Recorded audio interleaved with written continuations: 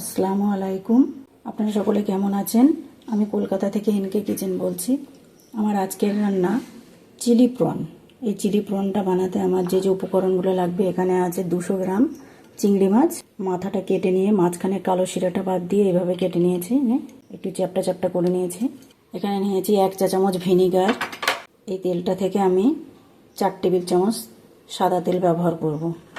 এখানে নিয়েছি হাফ চা চামচ সাদা মরিচের গুঁড়ো, 1 টেবিল চামচ কর্নফ্লাওয়ার, একটা বড় সাইজের পেঁয়াজ কিউব করে কাটা, এখানেও একটা ক্যাপসিকাম এভাবে কেটে নিয়েছি আমি, 1 চা চামচ আদা রসুন বাটা, ঝিরি করে কেটে রাখা 1 টেবিল চামচ আদা কুচোনো, এখানেও লঙ্কাগুলো আমি এভাবে কেটে নিয়েছি একদম ঝিরি করে, 1 টেবিল চামচ আছে, এটা যার যার পছন্দ অনুসারে দেবেন।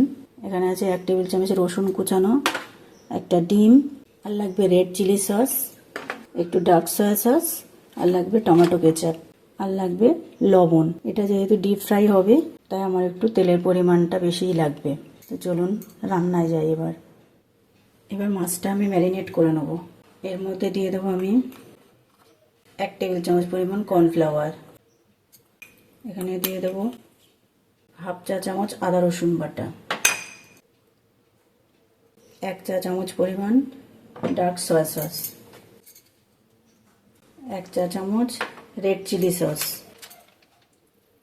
1 চা চামচ টমেটো কেচাপ। সসগুলোর মধ্যে লবণ থাকে, সেজন্য আমি এখানে লবণের পরিমাণ সামান্য নিয়েছি, খুব বেশি নেব না, হাফ চা চামচ। এবার এর মধ্যে আমি দিয়ে দেব ডিম। ডিমের হলুদ অংশটা আমি দেব না, সাদা অংশটা দেব। এখান থেকে দিয়ে দেবো অল্প একটু ভিনিগার। এবার আমি এটাকে খুব সুন্দর করে মাখবো। আমার এখানে কর্নফ্লাওয়ারের পরিমাণটা একটু কম হয়েছে, আরও একটু দিয়ে দেবো, 2 টেবিল চামচ মতন দিলাম। এবার আমি গ্যাসের উপর একটা কড়াই বসিয়ে দিয়েছি, কড়াইটা গরম হয়ে গেছে। এবার এতে আমাকে পর্যাপ্ত পরিমাণ তেল দিতে হবে, এটা ডিপ ফ্রাই হবে। তেলটা খুব বেশি গরম করব না। এবার আমি এর মধ্যে একে একে মাছগুলো দিয়ে দেবো। এটা ফ্রাই করার সময় গ্যাসের জালটা কম রাখবেন।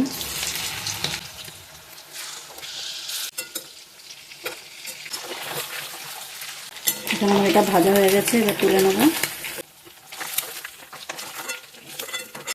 বাকি মাছগুলোও ভেজে নেবো এইভাবে। এখানে আমার মাছগুলো সব ভাজা হয়ে গেছে। এবার আমি গ্যাসের উপর একটা কড়াই বসিয়ে দিয়েছি, কড়াইটা ততক্ষণে গরম হোক।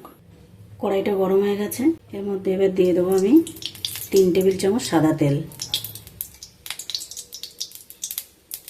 তেলটা হালকা গরম থাকাকালীন অবস্থায় আমি দিয়ে দেবো একটু আদা কুচোনো, 1 টেবিল চামচ রসুন কুচোনো, 1 টেবিল চামচ লঙ্কা কুচোনো। গাটা হালকা বাদামি হয়ে আসবে তখন আমি ক্যাপসিকাম আর পেঁয়াজটা দিয়ে দেবো। এখন হালকা হালকা গায়ে রং ধরেছে। এবার গ্যাসের জালটা আস্তে দিয়ে দিলাম ক্যাপসিকাম। এবার গ্যাসের জালটা জোর করে দিয়েছি। এবার দিয়ে দিচ্ছি পেঁয়াজ কুচনো। গ্যাসের জালটা আস্তে করে দিলাম। আমি এইখানে আরেকটু ভিনিগার যেটা বাঁকো ছিল, আমি এর মধ্যে আদা 1 চামচ ভিনিগার দিয়ে দিলাম। দিয়ে দিচ্ছি ছোটো চামচের 1 চামচ red chilli sauce, tomato sauce, আর দিচ্ছি একটু সয়া সস। মাছ ম্যারিনেট করে যে গ্রেভিটা ছিল সেটাও দিয়ে দিলাম এর মধ্যে। এবার আমি এর মধ্যে দিয়ে দেবো সে ভেজে রাখা মাছটা। এবার ওপর থেকে সামান্য একটু চিনি দিয়ে দিচ্ছি, আর দিচ্ছি সেই সাদা মরিচের গুঁড়োটা। ব্যাস তৈরি হয়ে গেছে আমার চিলি প্রন। এবার আমি এটাকে পরিবেশন করা পাত্রে রাখবো। পরিবেশনের জন্য তৈরি হয়ে গেছে আমার চিলি প্রন।